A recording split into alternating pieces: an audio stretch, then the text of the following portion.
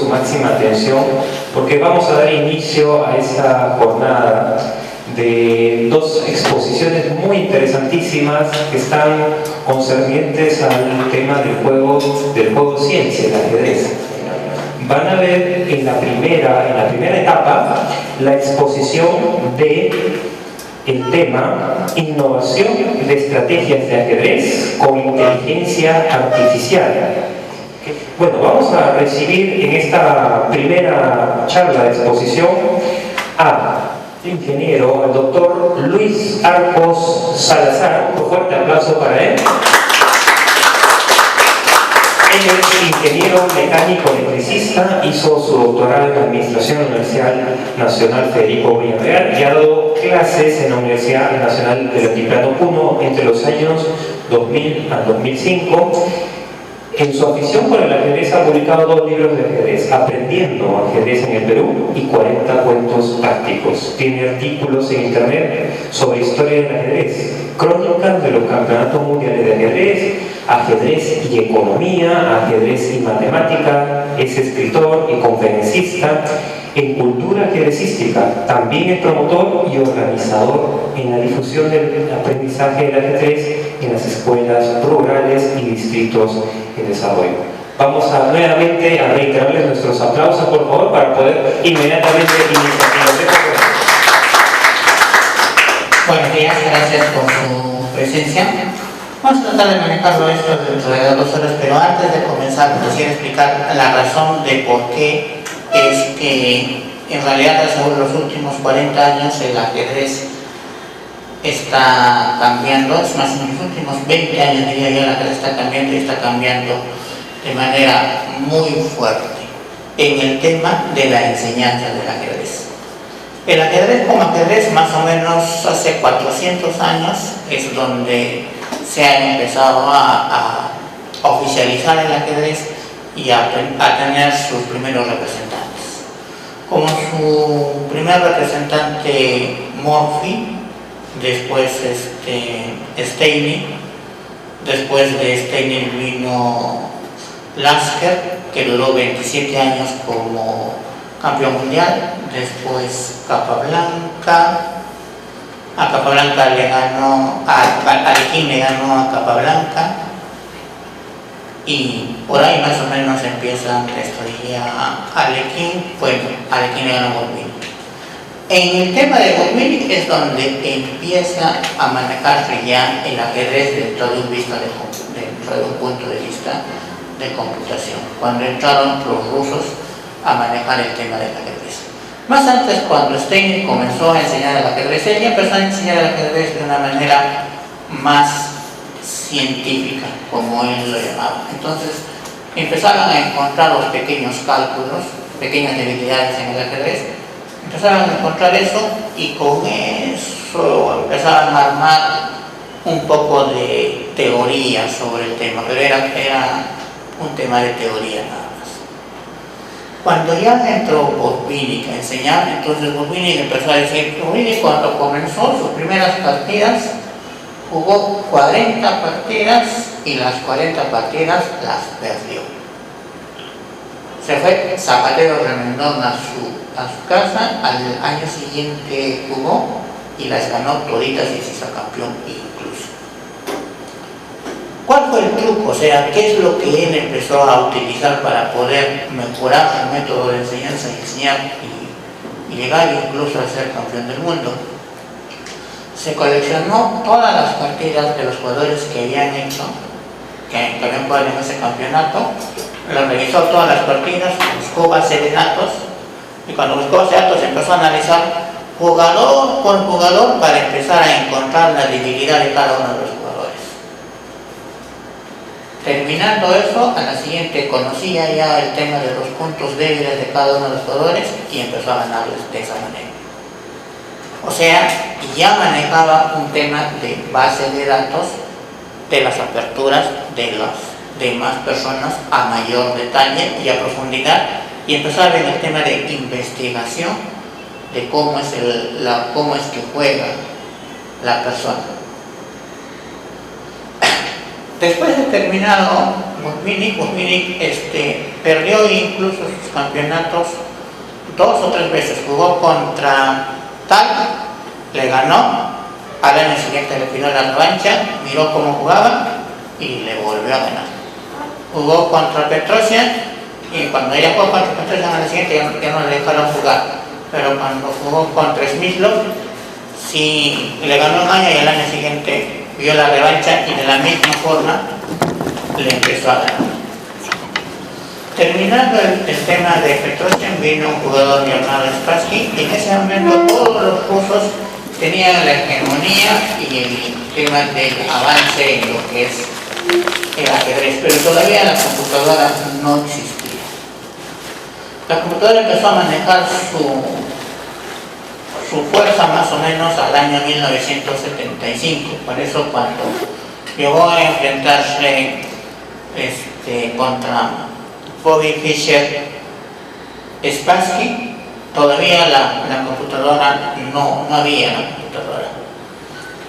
Entonces, Bobby Fischer, para poderle ganar a Spassky, también le pasaron todas las partidas que tenía él. El hombre, como en ese momento no existían las computadoras, empezó a hacer lo que actualmente en el Perú hacen, pero ya en cierta forma deberíamos empezar a cambiar, que era revisar las partidas o las enseñanzas de los anteriores campeones, utilizarlo eso como un tema de base teórica. Entonces, Bobby Fischer hacía lo mismo, pero él revisaba todo, creó sus propias aperturas, no esperó a que nadie le enseñara, porque esa era su forma de entrenamiento. Decía que si, digamos, alguien le podría tratar de enseñar a él algo, podría en su nivel de desconfianza atribuirse que le ha enseñado, y él prefería tener sus propias ideas, su propia apertura, su propia táctica, su propio juego libre de espionaje, porque los rusos tenían toda una maquinaria para poder enfrentarse. Cuando perdió el título 4 años después, porque no quiso jugar con Karpov, todavía el juego del ajedrez con computación todavía igual no existía. Karpov jugó contra Kornoj, una disputa medio peleada y como que no entraba todavía el tema. Después de eso, después de que le haya ganado a Karpov, entró el otro jugador, que es Kasparov. Y Kasparov los dos ya tenían un estilo de juego diferente. Ahí se empezó a mostrar lo cual es el estilo de juego y el estilo de enseñanza. Mientras que Karpov seguía los temas de Capablanca, donde lo que mandaba era el tema de la estrategia, Kasparov ya no prefería eso, prefería un juego de full cálculo, donde el cálculo y la exactitud del cálculo era lo que mandaría en el juego. Y efectivamente le ganó a Karpov por ese manejo del cálculo, pero ese manejo del cálculo ya es computación. Para 1987 jugó contra la computadora y la computadora ahí sí ya le ganó. Y desde esa época hasta ahora comienza ya otra nueva forma de enseñanza, donde ya la computadora empieza a jugar un papel más importante. Inteligencia artificial existió desde 1945, cuando vemos un poco del tema de la Segunda Guerra Mundial, pero cuando la inteligencia artificial llegó al tema del ajedrez con fuerza, ya fue cuando Kasparov perdió ante Deep Blue. Y más o menos desde ahí empezamos a ver nosotros cómo es el tema del ajedrez y cómo es la enseñanza del ajedrez actualmente. La filosofía del ajedrez cambia en el sentido de que cualquier variante o apertura que los jugadores hacen terminan llegando al desuso. Porque los niños de ahora, la mayoría de la gente, cuando aprenden sobre el tema, lo primero que ellos hacen es cuestionar toda teoría. No hay ninguna jugada que no sea probada previamente con el computador, y una vez que se juega con el computador recién es jugada válida. Pero para que esa nueva relación de campeones mundiales se formara, esa nueva relación de campeones se formara, todos los campeones de continuación eran niños. Anand jugaba a los 7, 8 años con Judith Polgar, comenzaba su tema de ajedrez. Lo que sigue, Cage, igualito, a los 7, 8 años también ya empezaba a jugar su ajedrez. Lo mismo que Caruana, o sea, cuando se llegaron a enfrentar los dos eran considerados niños genios en el tema del ajedrez. Y la actual gente que Firuza, el último que le ha retado, igual también, él comenzó desde chiquito. ¿Cuál es la idea de ese momento cuando los hacen comenzar a temprana edad? Lo que antes Alekhine decía, no, o sea, los chiquitos tienen que comenzar a partir de los 11 años a aprender. Sin embargo, esos campeones han aprendido a partir de los 5, de los 4, son 6 años de diferencia. ¿Cuál era la idea? La idea era que mientras más jóvenes comienzan, la experiencia en el juego es mayor. De tal manera que cuando lleguen a una edad, en el ajedrez hay una parte que es la parte psicológica, que ya uno tiene que estar preparado psicológicamente mejor para eso. Obviamente, ahorita entre los campeones está Nick Liren, que también comenzó a jugar chiquito, y quiere decirte que la actual campeona en mujeres es China. Por lo tanto, los chinos y los hindús están comenzando a plantear un juego muy fuerte. Cuando ellos plantean un juego muy fuerte, nosotros sabemos que esos dos países son los países más poblados y la gente va a empezar a sumar y a seguir sumando gente manejando el tema del ajedrez. Un país en desarrollo, con vías de desarrollo, como yo puedo decir, antes uno puede decir que China no era un país desarrollado incluso, pero China ya es país desarrollado, ya en la que pelearon contra Trump ya le planteó sus condiciones, y un país desarrollado no desperdiciaría su tiempo enseñando ajedrez en las escuelas si es que esto no fuera importante. Y no, o sea, lo han metido en las escuelas con fuerza a esos países. Porque el ajedrez sí tiene un tema de importancia para la enseñanza de las escuelas, independientes si los niños llegan o no llegan a jugar el ajedrez de forma competitiva. En el tema de las mujeres, por ejemplo, dicen que para la persona que es ajedrecista, en realidad tiene una alta autoestima. Y eso es cierto, la mayoría, como en el ajedrez desde chiquitos, pierden, ganan, 1000, 2000, 5000 veces, el aprender a perder y ganar les resulta algo natural. Entonces su autoestima de ellos es una autoestima mucho más fuerte. Y si las mujeres empiezan a ver el tema de la práctica del ajedrez pasado a los 13, 14 años, entonces es bien difícil de que el tema de valoración de la mujer baje, porque la misma mujer tendría un tema de alta autoestima, y en eso ayuda el ajedrez. Eso es uno de las primeras cosas que mejoran. El otro tema es el tema del razonamiento matemático y el razonamiento verbal. Para jugar ajedrez tienes que concentrarte, porque así pasa en cualquier momento, en una sola jugada te equivocas, pierdes por una sola jugada, así sea las 35. No hay que, bueno, yo contesté 18 buenas y la última fallé, no, ganas o pierdes. Entonces exige mayor concentración. Y al exigir mayor concentración, y los chicos están practicando eso en cada momento, entonces obviamente su comprensión lectora y la capacidad de leer va a aumentar, como el tema del razonamiento matemático igual va a aumentar. Por eso es que en Europa, en Estados Unidos, ahora en China y en Japón, ya están colocando el ajedrez de manera obligatoria y en las escuelas. lo que ahora todavía no estamos entrando. Acá en el Perú estamos haciendo esfuerzos por eso, pero todavía no está llegando. El tema es innovación de estrategias con inteligencia artificial. La siguiente expresión. Como les decía, el ajedrez con inteligencia artificial en 1940 es cuando empieza a manejarse esto. ¿Cuál es el tema de ventaja y desventaja de esto?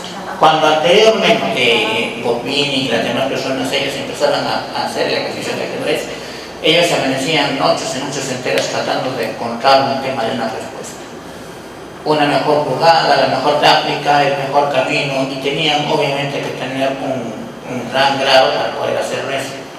Pero la inteligencia artificial lo que hace es reducir tiempos. Lo que yo me demoraría 3 o 4 días, ellos te lo hacen en 5 minutos, en 7 segundos dependiendo. Y el tema del conocimiento te ahorra tiempo para encontrar las aperturas y los juegos y te reduce tiempo. La idea es esa también, a manejar el tema de reducción de tiempos. Así que en 1940 pasaron así. En 1965 había una diferencia entre el 40 y el 65. Antes las computadoras eran recontra grandes, tan grandes que ocupaban un ambiente completo. Después las computadoras empezaron a bajar de tamaño hasta el punto que ahora tenemos prácticamente una computadora en un smartphone. Lamentablemente lo utilizamos para emoticons, pero en realidad es toda una computadora que puede hacer un montón de cosas en ese tema. ¿Cómo es que llegó a manejarse en 1965? Esto fue a través de la creación de los transistores. Los transistores daban un tema de mayor velocidad y él creó Intel. Intel vendría a ser como el cerebrito, que actualmente se utilizan en todas las computadoras. Eso es lo que le da la mayor velocidad a pequeños tamaños. En 1997, que es a partir de donde comienza el tema del ajedrez con computación, es cuando Deep Blue derrota al hombre. La siguiente. Y en el 2017 entra AlphaZero. Lo que estoy planteando ahora en realidad es una teoría de 2020 de 2 años atrás. O sea, estoy enseñando algo que ya está desactualizado, pero acá viene el problema. Cuando AlphaZero le gana a la máquina, el programa, el software de AlphaZero, los creadores de Google, se lo metieron al bolsillo y dijeron: esto nos ha costado y no lo enseñamos. Al 2018, recién después de un año, pasado un año, ¿por qué? Porque la gente empezó a hacer un tema de crítica en el tema de la computación. Decían, bueno, alguien agarra, crea sus propios programas para su propio beneficio y después se los guarda. Nosotros no creemos en el tema del Windows, no creemos en Microsoft, por lo tanto tenemos otra teoría y hacemos el Linux y creamos nuestros propios programas para que toda la humanidad lo libere y no solamente sea en base de unos cuantos. Crearon entonces las propias personas con programación libre el LINACero. Cuando ya el LINACero empezó a ganarle incluso al Stockfish, los de Google dijeron: ya bueno, ya suelto el programa. Y soltaron el programa con el libro, del cual voy a exponer porque recién lo han sacado. A la siguiente. Ya. La diferencia entre AlphaZero y el programa de Stockfish es la simulación del aprendizaje. La mayoría de nosotros, cuando hemos comenzado de chiquitos a jugar el ajedrez a los 4 años o 5 años, a mí me habrán dado unas 600 veces, me habrán ganado en jugar el Mate Pastor en sus diferentes formas, y siempre te ganaba. Mate Pastor de una u otra manera, con 7, 8 cuadros, con 10 cuadros, lo colocaban y me ganaban ahí, me paraban ahí. Pero en algún momento ya uno aprende y ya sabe cómo se lo hacen y empieza a hacerle igual a los demás, porque el cerebro es así, aprende de los errores y cada vez que va corrigiendo los errores, entonces va mejorando. Y la inteligencia artificial que la plantearon en AlphaZero era eso, aprender a pensar, que la propia computadora pensara por sí misma.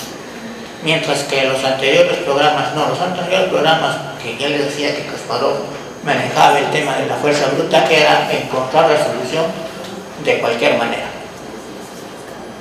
El otro no, el otro tenía que pensar la solución para poderla encontrar. Y había una diferencia entre uno y otro. ¿Cuál es la diferencia?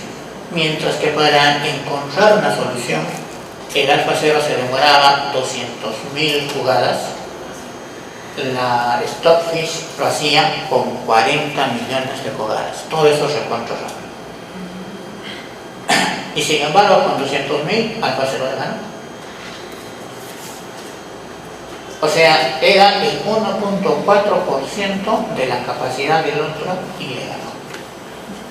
¿Por qué? Porque finalmente el hombre, con nosotros, con un tema de intuición, no es que buscamos todas las posibilidades. El cerebro humano no es eso. El cerebro humano encuentra una, dos, tres posibilidades y sobre las tres avanza y las demás las descarta. Y las descarta por un tema de intuición o un tema innato. Si ellos empezaron a crear eso en la computadora y enseñar a la computadora a pensar de esa manera, obviamente la computadora hizo eso. Cuando veamos las partidas que nos he puesto de ejemplo, la computadora ni siquiera podía ver lo que le estaba haciendo AlphaZero. Para entender el AlphaZero en dos formas sencillas de tratar de entenderlas, es que AlphaZero solamente hizo dos conceptos nuevos, dos conceptos que son nuevos en realidad por la forma como los enfoca, pero en realidad ya existía. El tema de la actividad de las piezas. Cuando se creó la primera computadora, un hombre blufió y dijo: yo hice un programa de computación, aquí está y he tenido resultados. Alguien dijo: bueno, si él lo hizo, yo también lo haré. Y como es más fácil hacerlo porque no tengo tanto tiempo, lo haré con damas. Porque las damas solamente tienen una sola pieza de saltar y nada más. Y el ajedrez no es tan complicado. Cuando empezó a manejarlo se dio cuenta que no había ni programas de ajedrez ni nada. Y que el tema de las actividades de las piezas ya era una cosa que podía empezar a andar. La actividad de las piezas, ¿qué es lo que significa? Que el caballo vale 3, vale 5, vale 2, vale 0. El tema de valoraciones. ¿Y cuándo es que vale una pieza más que otra y en qué lugar? El caballo vale 3 cuando está comenzando a jugar. Sacan los caballos, vale 3. El caballo se coloca en el centro, tiene mayor expansión para poderse mover, vale 5. Claro que en el centro no puede acabar fácilmente. Si se coloca a un costado en un rincón, en un extremo, vale 2. Y si el caballo no se puede mover porque está rodeado todas sus salidas, vale 0. O sea, un tema de valoración de la actividad de las piezas, lo mismo para uno o para cualquier pieza, de acuerdo a cómo se va jugando. El tema de entre los dos, entre AlphaZero y el Stockfish, era un tema de valoración de posiciones, porque finalmente lo reducen a un algoritmo matemático y según la mayor valoración que da. Entonces, el primero es la actividad de las piezas. La segunda, yo le pongo esto como un tema peruano, pero la idea para poder ganar en el tema del ajedrez es dejar al rey solo, quitarle a sus peones, quitarle quitarle sus torres, quitarle sus alfiles, sus caballos sin protección y cogerlos solito. Y es más fácil agarrarlos. Y para quitarlo, entonces es preferible quitar las piezas activas del rey, las piezas activas que lo protegen, y después solucionar. La siguiente. Entonces, con estos conceptos el ajedrez se ha cambiado de sus raíces normal alfacero y comenzaríamos con la primera partida.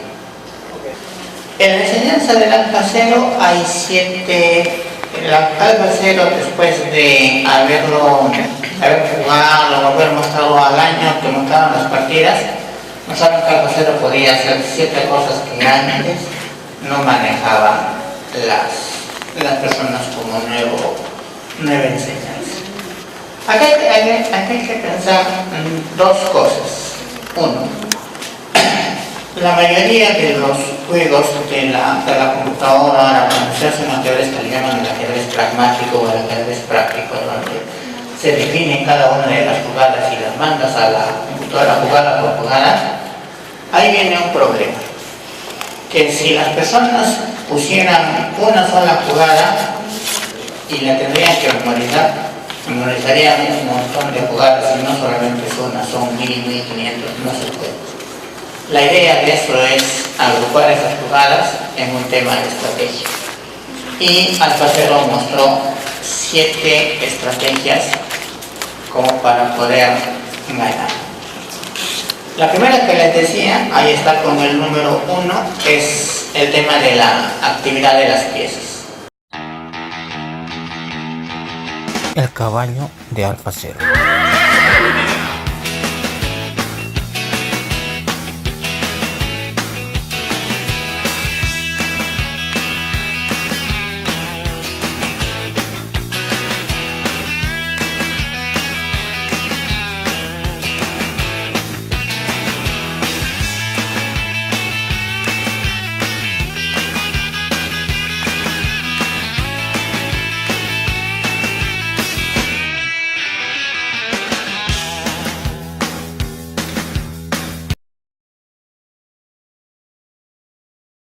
El caballo engrandece al hombre, lo eleva, le da poder, fuerza, seguridad y gallardía. El caballo en el ajedrez es una pieza peculiar. Se ubica en el inicio de la partida al lado de las torres y el alfil, pero suele moverse primero que estos dos. Es la única pieza que salta sobre otras. Puede saltar de una casilla blanca a una casilla negra y de la negra a la blanca. No lo hace en línea recta, por lo que su movimiento es más complejo.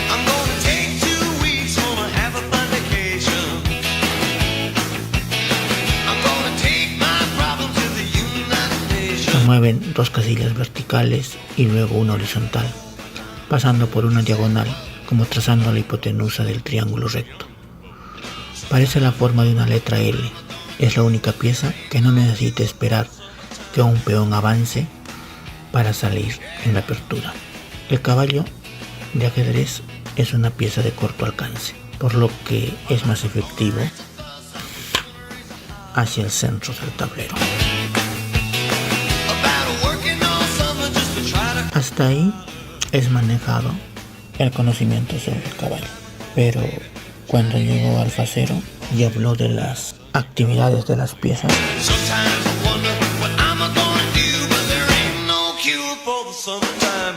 empezó a dar valor a las piezas, al rey,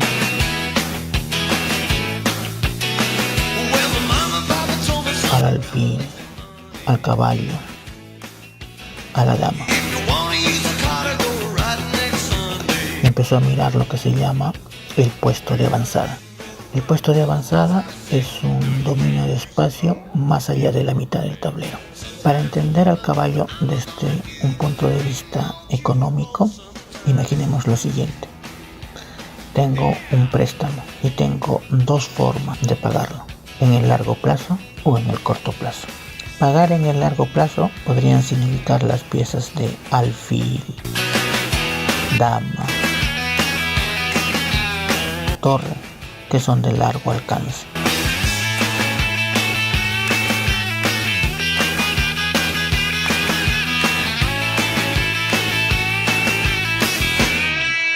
Que a la larga su interés es mayor, y las de corto plazo en realidad beneficia una economía y busca un menor interés. Hay ahí la importancia del caballo. Utilizar la movilidad restringida que tiene y saber aplicarla. El conocimiento que tenemos sobre el ajedrez coloca el caballo en el centro. Sin embargo, Alfa Cero coloca el caballo en la casilla G5. Generalmente apoyado por el peón de H4. Y se coloca en G6 por el peón de H5.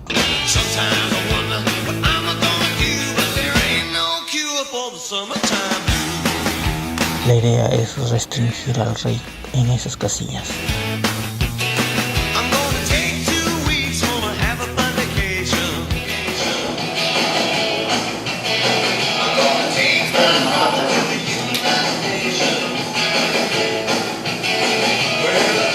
Vamos a la partida. Comenzamos con la partida de mayorismo de las primeras piezas. Esta es una partida en la que juega Alfa Cero con Stockfish y le vamos a mostrar el tema de la actividad de las piezas con el caballo en G5. Más despacio, por favor. Ahí. Cuando comienza el tema del caballo, como ven, una de las formas de jugar los dos es sacar primero el caballo. Es uno de los mejores tipos de estructura, por si acaso, en vez de sacar con E4, D4 o C4, sacar el caballo en la apertura. ¿Por qué? Porque la diferencia de esto es de que el jugador no dice por dónde va a jugar cuando saca el caballo. Por eso es que el rival le contesta de la misma forma y también saca su caballo para no mostrar su forma de juego. Pero la gente cuando está comenzando a jugar, al toque te sacan E4, C4 y uno ya sabe dónde atacar. Es el primer detalle. Siguiente. A ver. Un poco más. Ahí. Uno de los segundos temas del tema de actividad de las piezas y como tema de habilidad es utilizar siempre las grandes diagonales, como está utilizando la computadora. La computadora no va a fallar en ese sentido.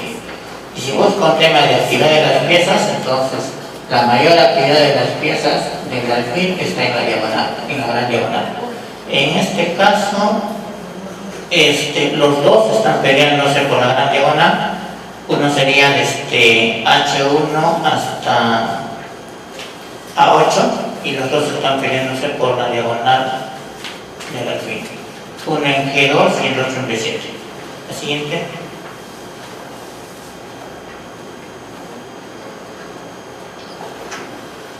Ya. Ya. Una vez si podría suceder un poquito más.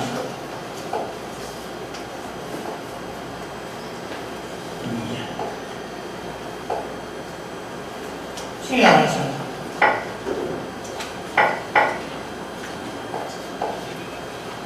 Poco más. Ya, hasta acá. Lo que vamos a presentarles como tema de juego, no toda la partida porque si no nos demoraríamos mucho, es el siguiente tema que ustedes lo ven en la base de los peones laterales. Generalmente cuando se ve un tema de actividad en las piezas, acá hace más o menos una semana hubo un campeonato campeonato femenino, una rusa contra una japonesa. ¿Cómo se llamaba la rusa, Nicolás? Alexandra Goriakina. Alexandra Goriakina. El tema es de que cuando ven ustedes el caballo que está en H4, está avanzando justo donde está el rey. O sea, está avanzando el rey para poderlo cazar. En esa partida, cuando jugó con la China, con Hu, la idea era que la China sí avanzaba el rey en los peones para poderlo pasar al rey, mientras que Alexandra avanzaba por el otro lado. Pero si avanzas el peón por el otro lado, llegando hasta el final no vas a encontrar nada. Y eso fue precisamente lo que le pasó en la partida. Entonces, el avanzar los peones antes, cuando nos enseñaron a jugar ajedrez, decían, ¿sabes qué? Juega con los peones del centro.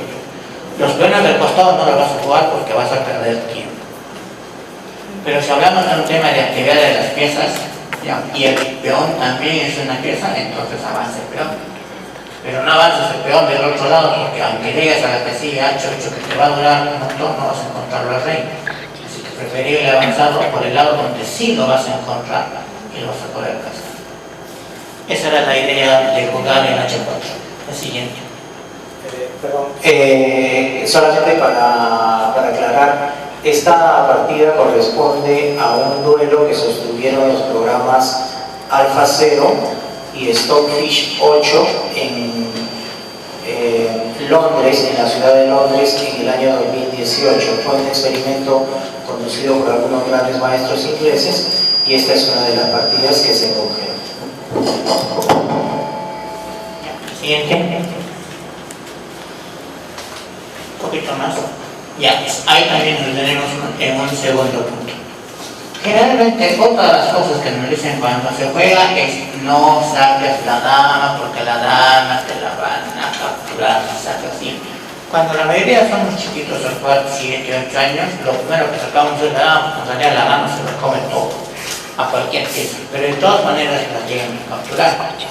Pero a una máquina no, porque la máquina no va a llegar a cometer ese error de dejar capturar la dama. Pero como la dama es la de mayor actividad, la máquina no tiene miedo prácticamente a poderlo jugar, y la verdad que ya lo puso en una casilla central, pero está apuntando directamente hacia el rey. Si nosotros viéramos las dos posiciones de la dama, una con respecto al otro, la dama blanca de alfa 0 ya está apuntando al tema del rey a través de esa diagonal 1.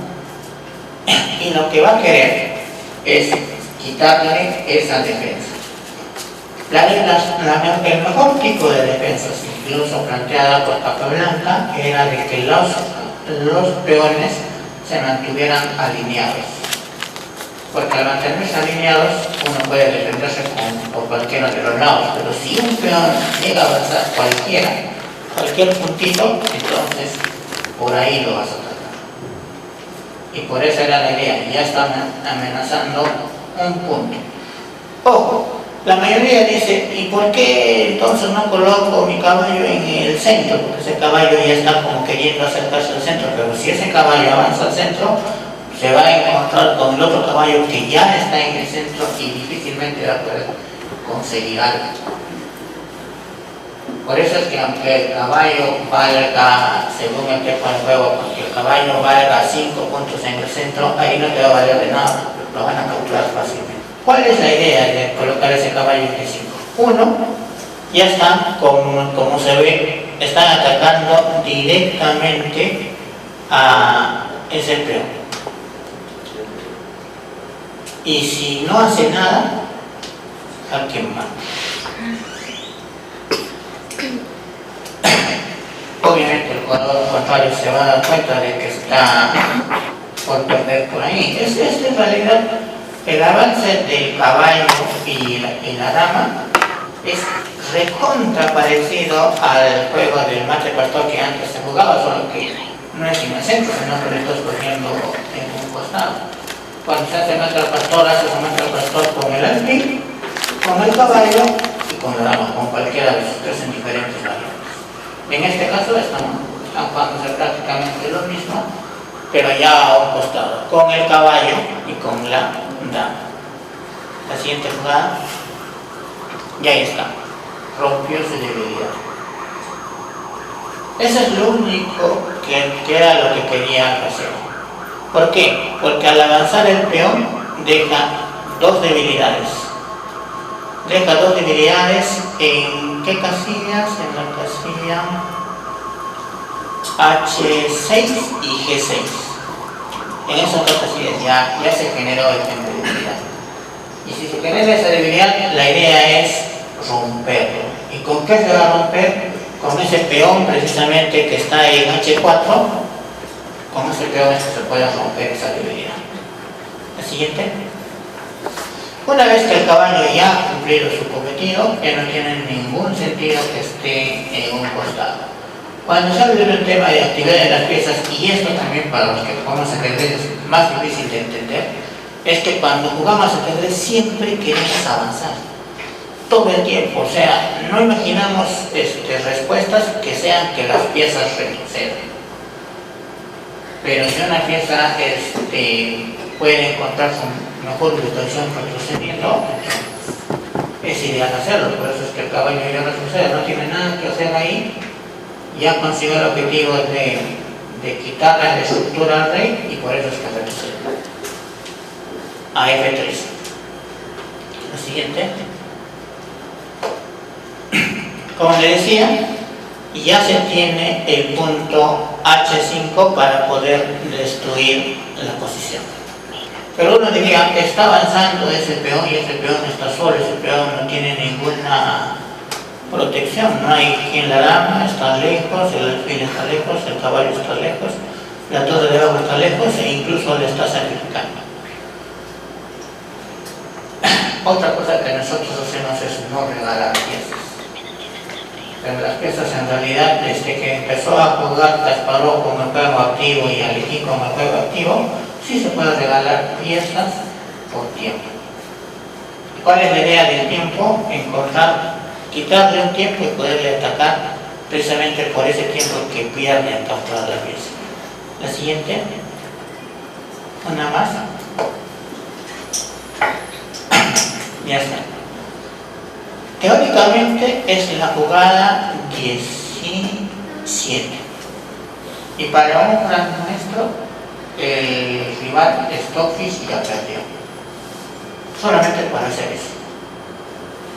Pero para nosotros entender que ya ha perdido por esa posición y que lo demás del juego es un juego, nos vamos a demorar vamos a explicarlo durante la exposición, pero a partir de ahí ya perdió.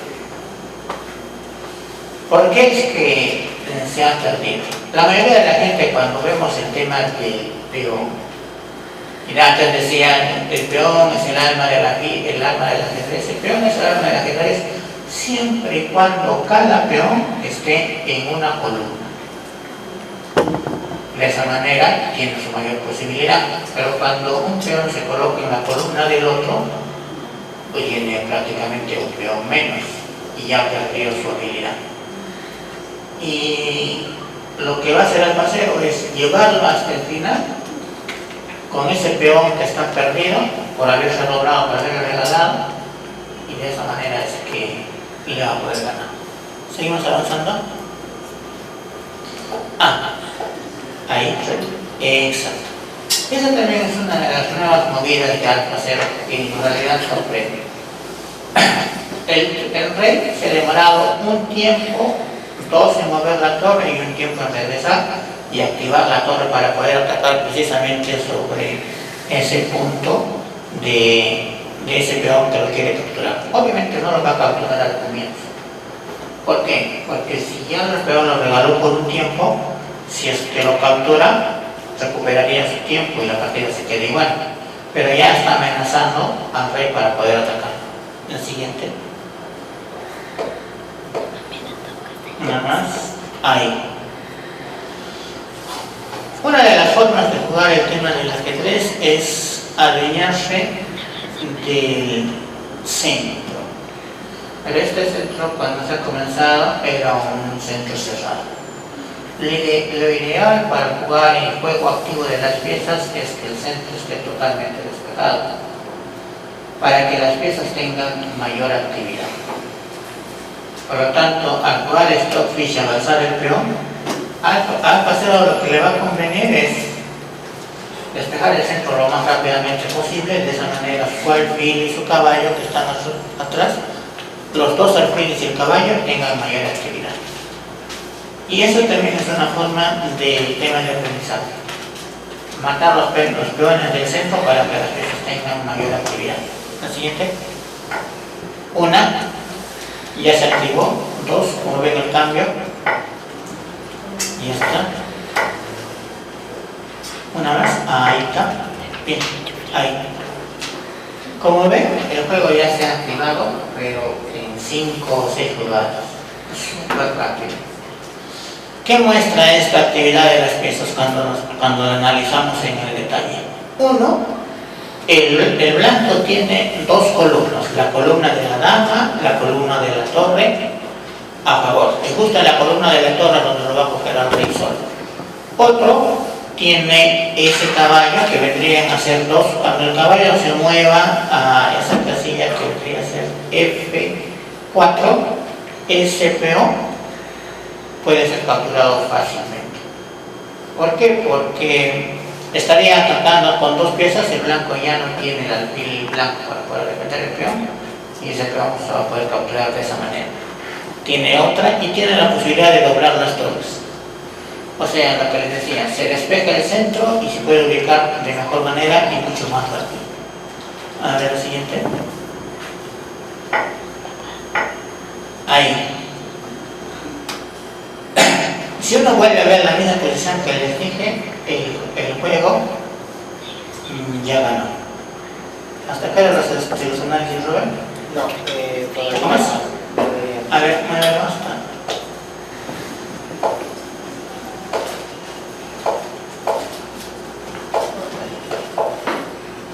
¿Ya está ahí?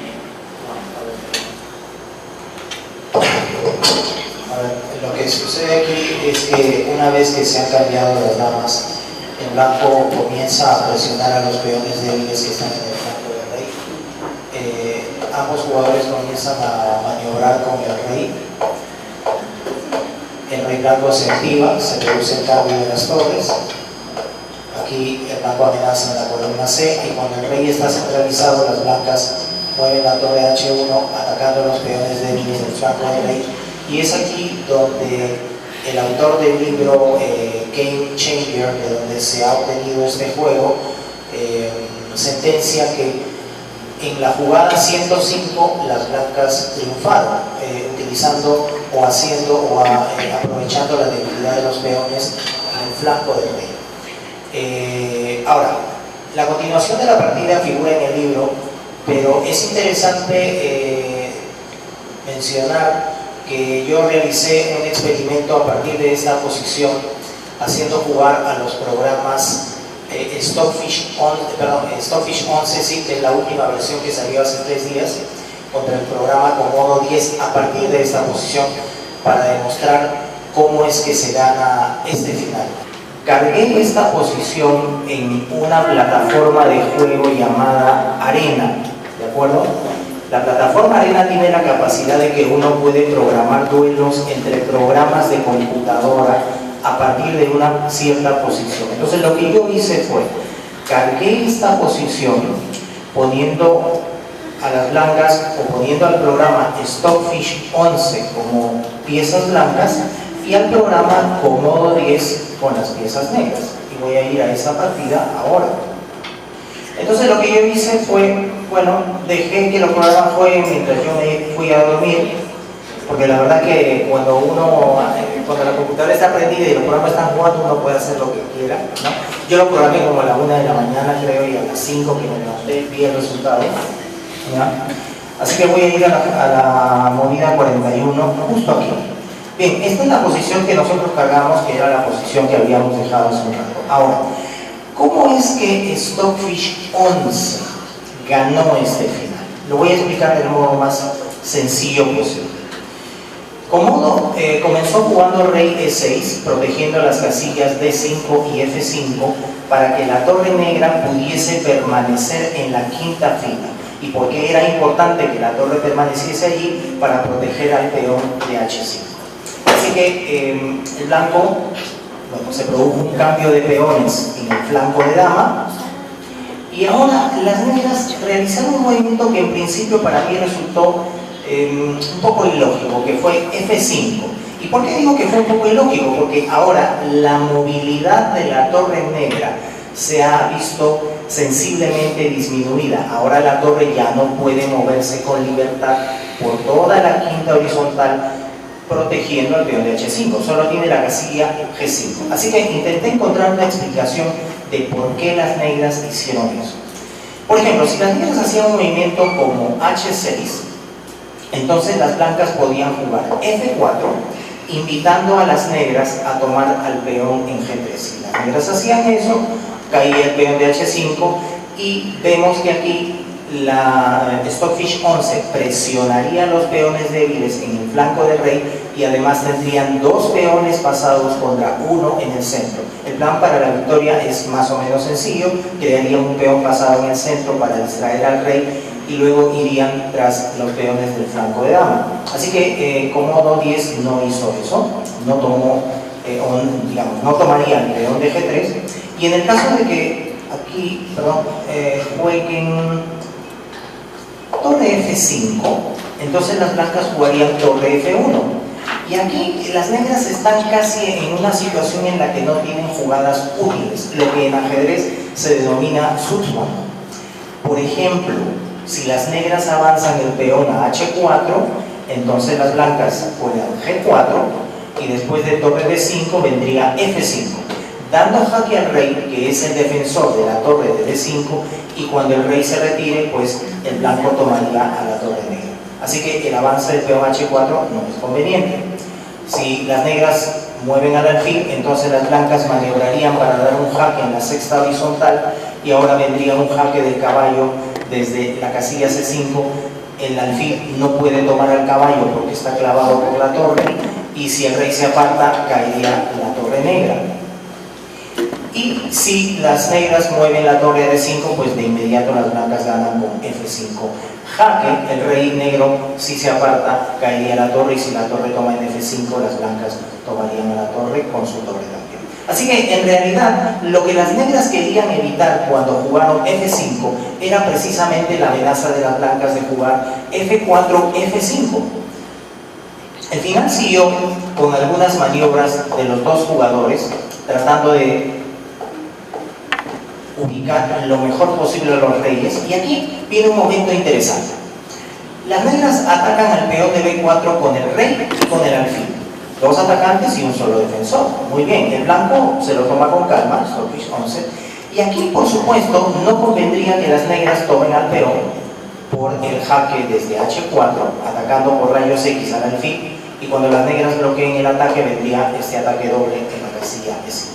Así que el negro no tomó al peón en B4, estaba envenenado, siguieron maniobrando, y aquí las negras intentaron por el flanco del rey. Atacan al peón que está en la casilla F2, protegido por el caballo, pero lo protegen otra vez con la torre. El plan es expulsar al rey con el caballo jugándolo a E1. Así que las negras agarran el rey, jaque, se repiten jugadas, y aquí el blanco no repite para que no se empate. Recuerden que una triple repetición de jugadas conduce al empate, y aquí de nuevo maniobran a ambos jugadores y llegan a la misma situación de hace un momento con el peón atacado en B4. Por supuesto, Stockfish quiere ganar esta partida, y aquí sí ya decide jugar diferente. Juega caballo F4 jaque, agregando un atacante más al peón de H5. Así que las negras, para que no caiga ese peón, toman al caballo que está en F4. Y aquí yo quiero preguntar a ustedes, ¿con cuál peón sería más conveniente tomar para las blancas? ¿Con el peón de G o con el peón de E? ¿Y por qué? ¿Quién puede darnos una respuesta? ¿Cuál es más correcto desde el punto de vista de los finales de peones?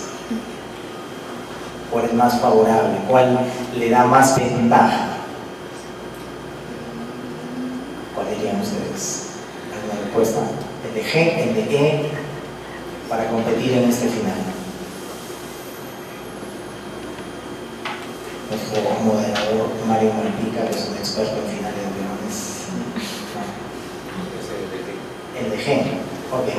Bueno, sí, claro, porque tomando con el peón de G, el blanco tiene 3 peones contra 1 en el centro y pueden crear 2 peones pasados. Así que ahora la torre que está atacada se tiene que apartar, y aquí muy importante, Stockfish, en lugar de tomar de inmediato al peón, lo cual llevaría, digamos, a una variante en la que probablemente el negro tenga cierto contrajuego, lo que hacen primero es jugar la profiláctica rey de 3 para impedir que el rey negro acceda a las casillas C4 o E4. Y ahora van a tomar el peón de H, aquí ya las negras pueden dar jaque al rey, el peón de B4 va a caer, pero fíjense cómo ahora el blanco ya tiene 3 peones pasados y unidos en el centro. Luego de algunos movimientos, el negro logra avanzar su peón en la columna B. La torre lo vigila desde lejos. Y aquí se van avanzando los peones blancos. Y aquí el rey tiene que tomar una decisión. O va a C5 para impedir el avance de los peones blancos, o va a C3 para apoyar el avance de su peón en el flanco de dama. Pero en el caso del rey C3, simplemente el blanco sacrifica la torre, y aquí es fácil ver que los tres peones van a triunfar. Por ejemplo, si ahora E6, y si en este momento las negras juegan H5, entonces el rey va tras el peón de H, va a jugar también rey F6. Aquí pueden capturar tranquilamente al peón, y después del rey D5, aquí definitivamente el blanco va a obtener una dama. En el caso de que, por ejemplo, jueguen torre por F3, dama H8, jaque, ataque por rayos X, perderían la torre negra. Y si las negras dan jaque en H7, pues cubrimos el jaque con la dama, ataque doble. Y este final de peones está ganado, solamente para... Aquí las casillas clave del peón de F3 son las que están marcadas en amarillo. Siempre que el rey blanco logre acceder a las casillas clave, ganará. Siempre moviéndose por las casillas claves del peón en amarillo. Y ahora las casillas claves son estas tres que están delante, cuando el peón ya ha pasado a la segunda mitad del tablero. Acá, por ejemplo, el blanco podría cometer un error fatal, ¿no? Si, por ejemplo, juega F6, esto terminaría en empate, ¿no? G8, jaque y ahogado. Y sabemos que ahogado es empate. Así que mueven el rey a F6, y aquí es fácil ver que el peón va a ganar. En el caso de que después de rey E6 el rey negro vaya tras los peones blancos de una vez, el blanco lo defiende. Aquí el blanco ya no le haría caso al peón negro, simplemente promovería a la dama, y la dama llegaría a tiempo para detener al peón negro. Así que después del rey C5, lo que hizo el blanco fue simplemente vigilar al peón negro, hasta que llegó el momento en que el negro sacrificó su peón para dejar indefenso al peón de F3, y ahora las negras juegan torre A3. Claro, la idea es que si el blanco se vuelve loco y toma el peón o a la torre de A3, el negro obtiene una dama. Así que lo correcto es mejor tomar al peón de B2, las negras tomarían este peón, pero aquí es fácil ver que los dos peones pasados y unidos van a ganar. Después del rey de 8, Komodo 10 se rindió. Esta partida duró más o menos 4 horas cronometradas, y fue la forma en que Stockfish venció a Komodo en este experimento que se hizo en la plataforma llamada Ariane. ¿Otra? Ok, vamos con la siguiente partida. Ahora Luis Arcos nos va a analizar para nosotros. La de Komodo. No, esa no, porque esa terminó en empate. Ya. Sí. ¿La que ha jugado real la tienes? La segunda, la de alfa 0 con derecha. Entonces, como han visto en el tema de la propiedad de apoyar con Robert, la idea es de que tanto nosotros también tenemos la capacidad de poder utilizarlos por la misma computadora para poder analizar el tema de los juegos y ver cómo va hasta respuestas de acá a 105 jugadas. De acá a 105 jugadas no lo va a analizar nadie durante la partida. Es muy difícil que puedan llegar a juntar. Un gran maestro puede ver el final, pero igual tiene que chuparse a las 105 para poder llegar a jugar. Por eso es que le decía que el juego ya en cierta parte resulta ser pragmático.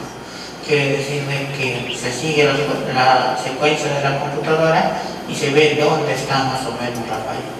Ellos han visto la falla en los tres peones, y con eso es que se ha logrado llegar a la partida. ¿Cómo se consiguió esos peones doblados? Con ese caballo en G5 que les he mostrado. Pasamos a la siguiente partida por un tema de tiempo.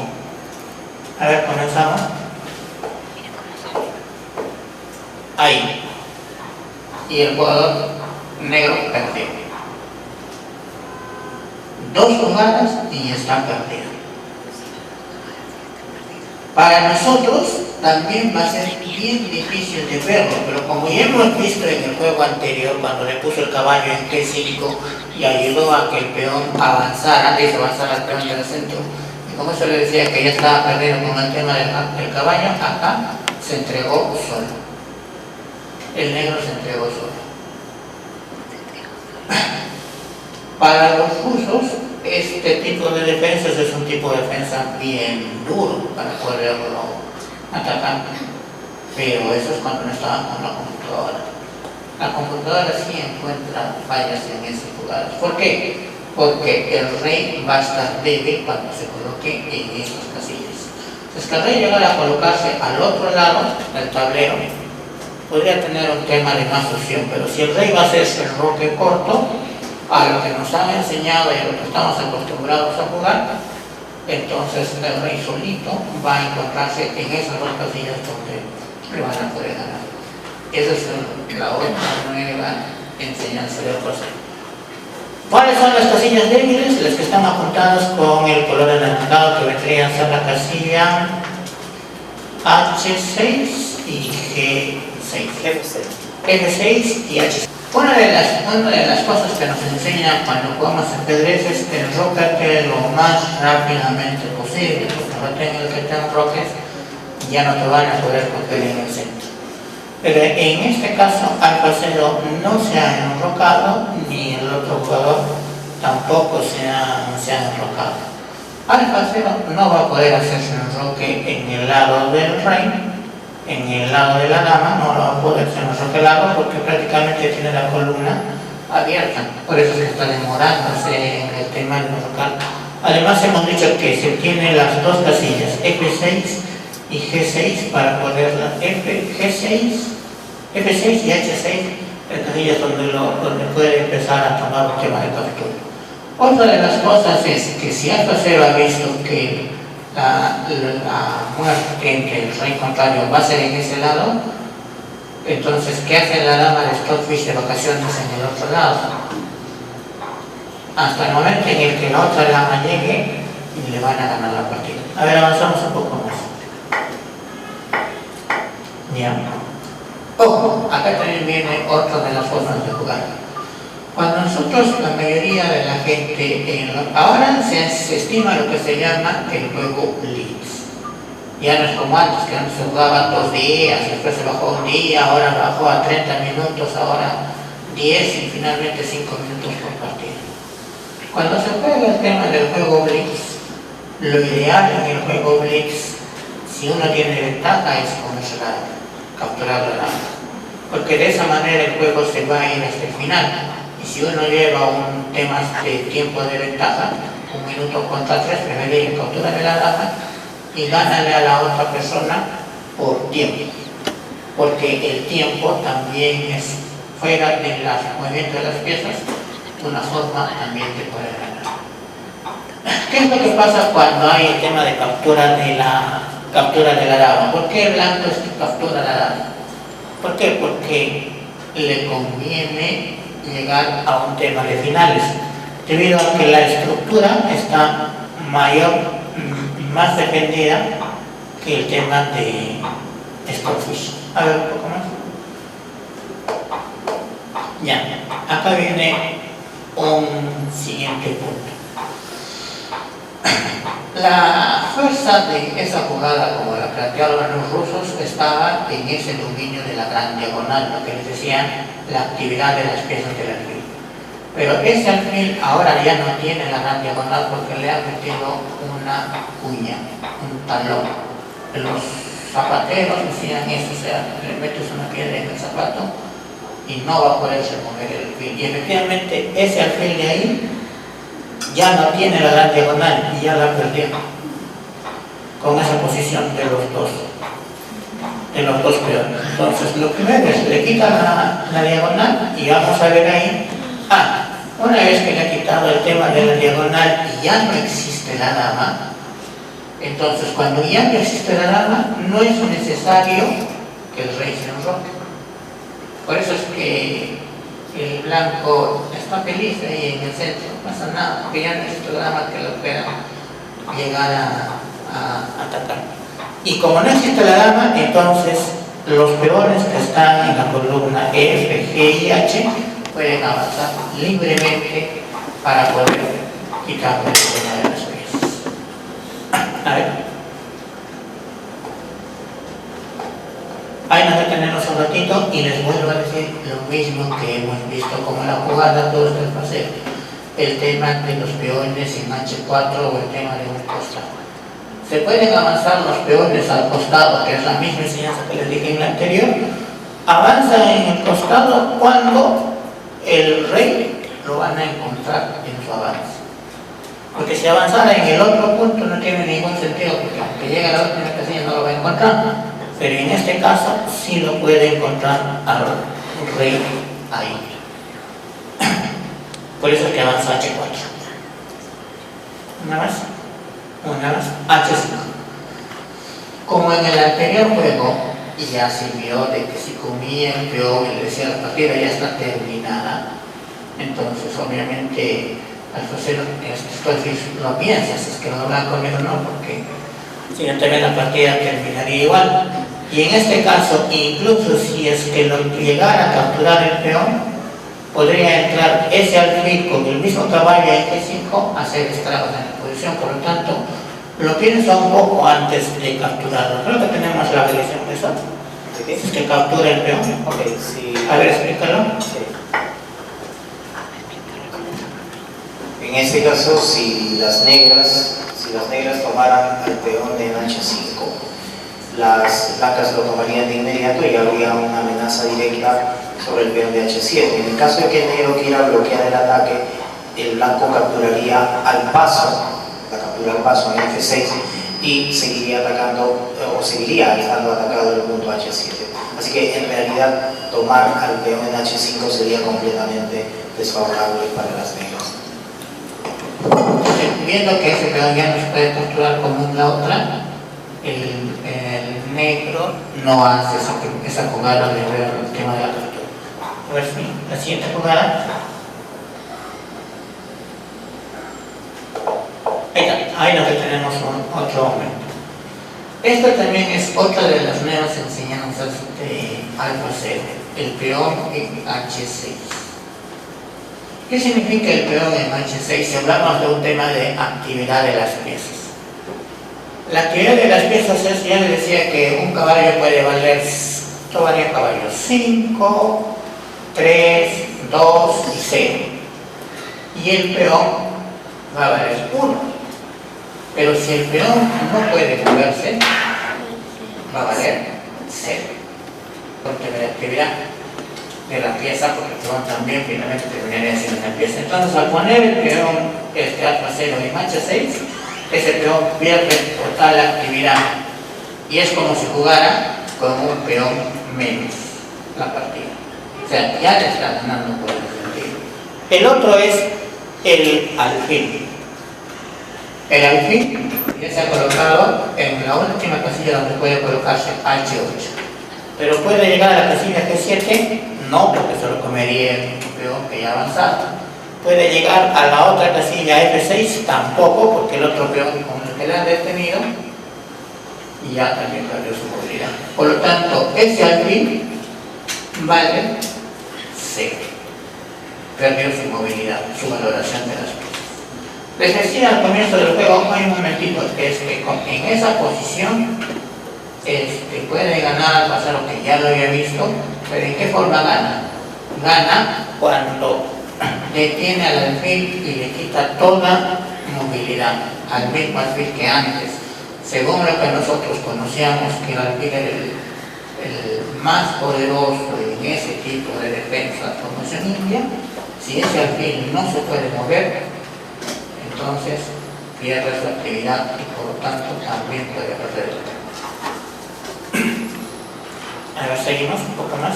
Sí, aquí hay una variante que quiero mencionar. No es fácil liberar al alfil, porque en el caso de que las negras jueguen F6 para que se produzca el cambio de peones en F6 y el alfil sea libre, entonces las blancas continuarían con caballo por E6 atacando la torre y después de la retirada de la torre tendría F4 fortaleciendo el punto F5. Tras la captura del peón en G2, las blancas retirarían la torre y luego del cambio de peones en E5 vemos que todavía el alfil no tiene movilidad, así que sigue siendo una pieza totalmente inactiva. A ver, la siguiente unidad. Esta también viene a ser un tema de movimientos del alfil. Ese alfil, al poderlo capturar, prácticamente al pasero le está regalando un peón, que es una forma de mirar el juego. ¿Por qué? Porque finalmente el blanco, al capturar ese peón, ese es una peón de casilla blanca, la partida está en el otro lado del tablero y es también como si fuera a comer o a capturar y perder tiempo en algo que no es del interés de alfa cero, porque está fuera del campo de batalla. Entonces él le podría regalar, incluso le podría regalar el peón que está en A2, y de capaz lo hace, en la misma partida lo hace, porque no es del interés mientras lo tenga amarrado en esas casillas de H8, G8, F8. ¿Vale?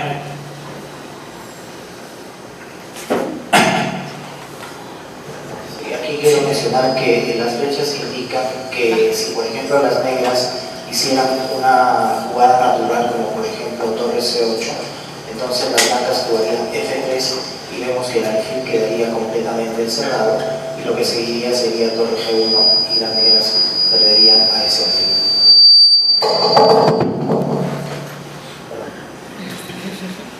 A ver, continuamos. Sí.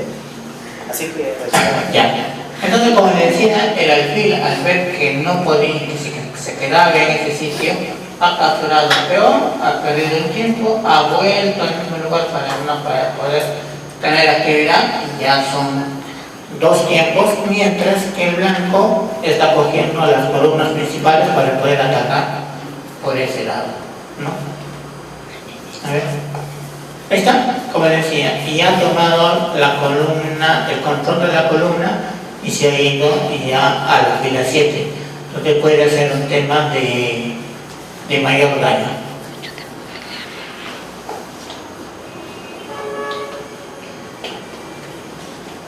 ¿Hasta ahí no? Ya, en ese tema del doblaje de peones, ¿no? Se supone que ¿quién es el dueño de la columna? En este caso, el dueño de esa columna F, de la columna BC, es alfa C, ¿no? Al tener el tema de la columna en H7, eso ha sido la enseñanza antigua, que él nos está mostrando. Una forma de poder ganar en el ajedrez es llegar a la columna 7. Cuando se llega a la columna 7 sí tiene el tema de ventaja por el concepto de los peones. Cuando hablamos del tema de movilidad de los peones, mientras más se muevan hacia adelante, su debilidad va a ser mayor. ¿Por qué? Porque lo paran dejando al rey solo. Como les decía, lo van a dejar al rey caro. Entonces, la idea es, para el blanco, es llegar a esa columna 7 y atacarlo por un costado, donde no se puede defender el peón. Entonces, llega a esa columna 7 y hay formas ya de poder atacar al peón de F6 con la combinación del caballo en la casilla G5 o el caballo en E6 podría tranquilamente empezar a amenazar a ese peón y poder capturarlo. A ver, seguimos. Otra pérdida de tiempo. Ya está.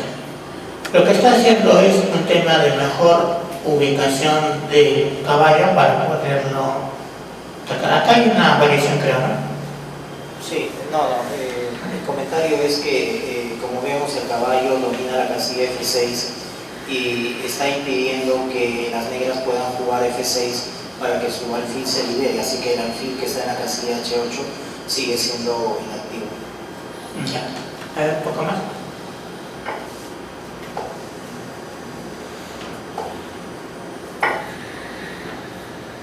Acá nos detenemos un rato. Ese caballo, a simple vista para cualquier jugador novato, está pero para comérselo solito. Pero ¿cuánto es esa fuerza de ese peón en H6? Que si por A o B se come el caballo, entonces el peón simplemente llega a la casilla y es capturado. O sea, el caballo está paseándose por el lado del rey y el rey no lo puede capturar precisamente porque la fuerza del peón en H6 es demasiado grande porque ya lo ha llegado a encerrar al rey. Está encerrando al rey, está encerrando al alfil. Si por A o B llega el peón a... ahorita está en H6. Si el peón llegara a la casilla F6, ese rey no tendría muchas movidas, probablemente haya para ganar. A ver.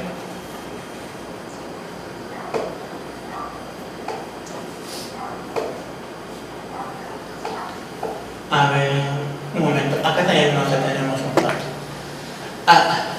Generalmente cuando nosotros queremos manejar el tema del ajedrez, siempre le dicen que el ajedrez, los peones son el alma del ajedrez.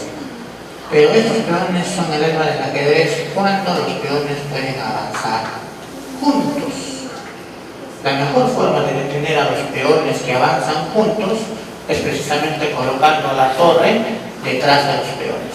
Si por ejemplo, si solamente existiera esa torre y esos dos peones que están y avanzara el peón lateral de la torre de A, la torre lo podría capturar solito. Y si avanzara el peón adelante también igual la torre lo puede capturar. Por lo tanto, la torre está ubicada en el mejor sitio donde los dos peones no pueden avanzar el juego. El alfil negro, que ya ha sido cerrado con el alfil y el peón, prácticamente está encerrado en todo ese sitio sin poder salir a competir o poder ayudar a otro caballo. Por lo tanto, el negro en realidad solo tiene una pieza, no tiene ninguna pieza activa. La torre no puede salir de la columna porque si sale le dan mate. El alfil no puede moverse porque si lo mueve lo captura con los dos peones. Y el otro alfil blanco está encerrado en toda esa fila sin poder también moverse porque no lo van a dejar salir de ahí. Es como si tuviera 3 piezas menos. Ese es el tema de la actividad de las piezas con las que juega el tema del alfacero. Ese es el famoso juego activo, el juego dinámico de las piezas. A ver.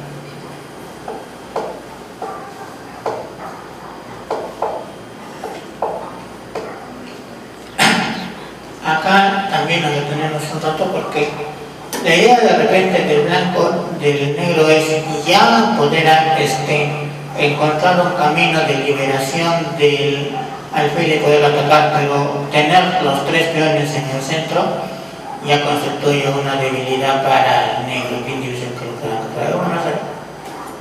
Ahí con los 5, ¿ya?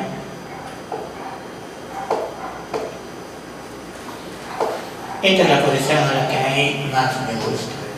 Les decía desde el comienzo, ya prácticamente, les decía, movió el peón igual que el anterior y el jugador estaba perdido.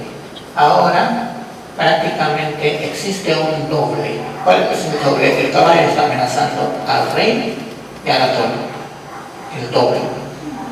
Si es que el rey tiene que moverse, porque el caballo es la única pieza donde no puede ser protegida. Si el caballo te da jaque y al rey o lo tienes que mover o lo tienes que mover, no puedes poner jugada intermedia entre ambos, no se puede. Entonces solamente le queda o mover el rey, al mover el rey pierde la torre. Entonces la única jugada que le queda al blanco, al negro, es capturar a este caballo para poderlo eliminar, pero al hacerlo, a ver, ya lo hizo. En las 2 casillas que les dije del comienzo, en esas 2 casillas donde perdía solamente por haber avanzado el peón, ya no tiene. O sea, prácticamente le ha quitado 2 peones más por el tema de la movilidad de los peones. Un peón en H6 y en F6 que detienen a un peón en H7 y en G7, esos son 2 peones menos. ¿Ya? Ese peón de ahí en el fondo puede seguir avanzando lo que quiera, pero en realidad no es que vaya a poder llegar a hacer un tema de gran daño en el juego. Si es que por A o B cambia el negro, estaría perdiendo porque ese peón va a llegar a ganar.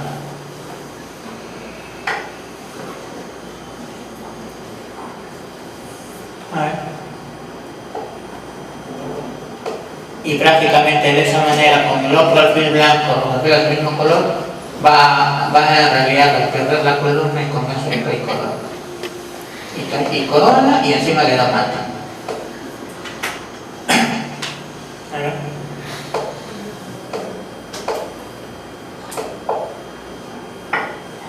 Aquí.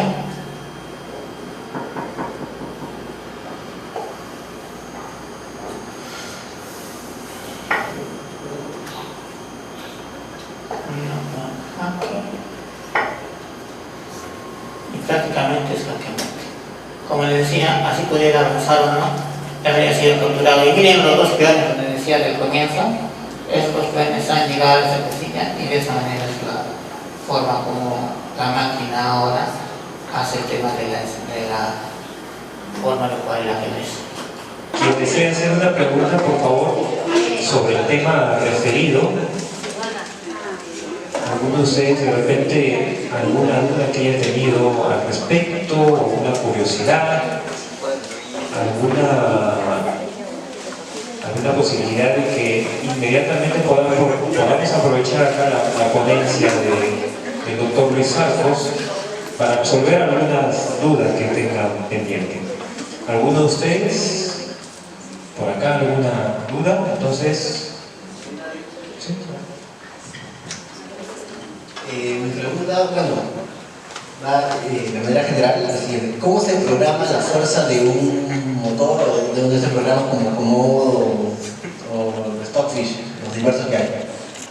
Sí, gracias. Hay una website llamada ccrl.com y en esta página se presenta el ranking de todos los módulos o de todos los programas de ajedrez del mundo, desde el más fuerte, ¿no?, que en este caso son programas como Stockfish 11 o Lila 0 o Alpha 0 y otros programas, hasta otros más débiles como Dragon 300, ¿no?, o Mirage 2025, ¿no? Entonces, ¿cómo es que se le asigna, y esa es la pregunta, una fuerza de juego o un coeficiente N? Lo que se hace es lo siguiente: se toma como referencia la fuerza de juego de los máximos exponentes del mundo, como son en este momento Magnus Carlsen, que es el actual campeón del mundo, o la campeona del mundo, que es Yu Wenjun de China, y en función a eso se hace competir a estos programas contra esos jugadores y se establece un patrón. Entonces, por ejemplo, si la fuerza de juego es similar a la de ellos, por ejemplo la de Magnus, que tiene un coeficiente Elo de 2860 y algo, no recuerdo exactamente, entonces se define con todos los demás programas. En la medida que pierdan o ganen a ese programa, entonces se asignan puntos extras a todos los demás programas y van escalando hasta el programa más fuerte que en el mundo debe ser ahora Alpha 0, que creo que tiene ahora 3550. Y de esa forma es que se le asigna un coeficiente Elo a cada programa. Ahora, en CCRL lo que hacen también es hacen que estos programas se enfrenten todos los días, las 24 horas, y mientras se van ganando, uno va ganando al otro, o van empatando, van ganando o perdiendo puntos Elo, y así se va actualizando el Elo de cada programa. Es así como se hace o como se le asigna un valor Elo a cada programa. En esta página ccrl.org. Ahí está internet. Sí. Lo podríamos ver en un rato. Sí. Sobre ese tema, lo que les podría exponer es lo siguiente. Miren, la idea que se está planteando, que no solamente lo hacemos nosotros, sino en el mundo lo están planteando de esa manera. Y he visto bastantes jugadores acá en el medio que lo que hacen es hacer competir a la computadora a partir de una posición en la que se está jugando. Si nosotros queremos que nuestros alumnos en el tema de la enseñanza hagan eso, entonces es preferible aprender a manejar ese módulo que están en realidad está en internet, como para poderlo aplicar de posición en posición. Entonces, esa ya es una forma de enseñanza. La segunda forma de enseñanza vendría a ser también el que en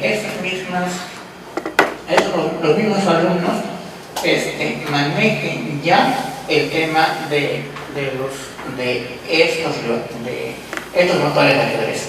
Actualmente con el smartphone, o sea, uno simplemente le pone el módulo y el chessbase en la computadora sí te dan las jugadas que más o menos pueden ir y pueden mejorar, pero eso no te, eso te va, las jugadas que van a dar en realidad es poco. No va a aguantar el tema del procesamiento de la máquina, no va a poder aguantar. Pero sí, para los que están comenzando, sí es un buen inicio. Lo que yo les decía era de que generalmente cuando se aprende jugada por jugada, es muy difícil que las personas puedan recordar la cantidad o la variación de jugadas que hay. Por eso es que los conceptos previos que se explican y que hasta cierta forma, o sea, por ejemplo, lo que decía era lo siguiente: uno puede enseñarle la teoría clásica y la teoría moderna hasta que el jugador tenga un elo más o menos de 2000. Se le puede enseñar eso. Pasado los 2000, el jugador actualmente puede aprender solo con el tema del manejo de la computadora y encontrar la mejor jugada. Pero si el actual no conoce el concepto, difícilmente va a poder hacer investigación solo. Eso es uno, por eso se da el concepto hasta el 2000. Y la otra, si es que el jugador no sabe programar o no sabe manejar eso en la computadora y que él mismo empieza a buscar, obviamente tampoco lo va a hacer y tampoco va a poder progresar. Cuando nosotros decimos, oye, pero no, que de todas maneras necesitamos a alguien que nos enseñe a partir de los 2000, un momentito. Cori, ¿no? Es actualmente gran maestro. Y él ha aprendido jugando solo, porque siempre, pero ¿cuál era su necesidad? No tenía plata para pagarle al entrenador y a partir de los 2000 empezó a jugar solo y prácticamente ha llegado al tema de gran maestro. O sea, sí se puede, pero hay que enseñar a los alumnos, uno, a poder programar, por eso es buena la pregunta que hace Luis, a poder programar en esos, y la segunda, de todas maneras, que contenga el conocimiento básico para poder hacer algo. ¿Por qué? Porque si a la computadora le enseñas, ahí queda. No vas a poder mirar las cosas sin poder hacer nada. ¿Para qué otra tarea? Muy bien, muchísimas gracias. Despedimos al doctor Luis Arco con la ponencia e innovación de estrategia de ajedrez con inteligencia artificial. Fuertes aplausos, por favor.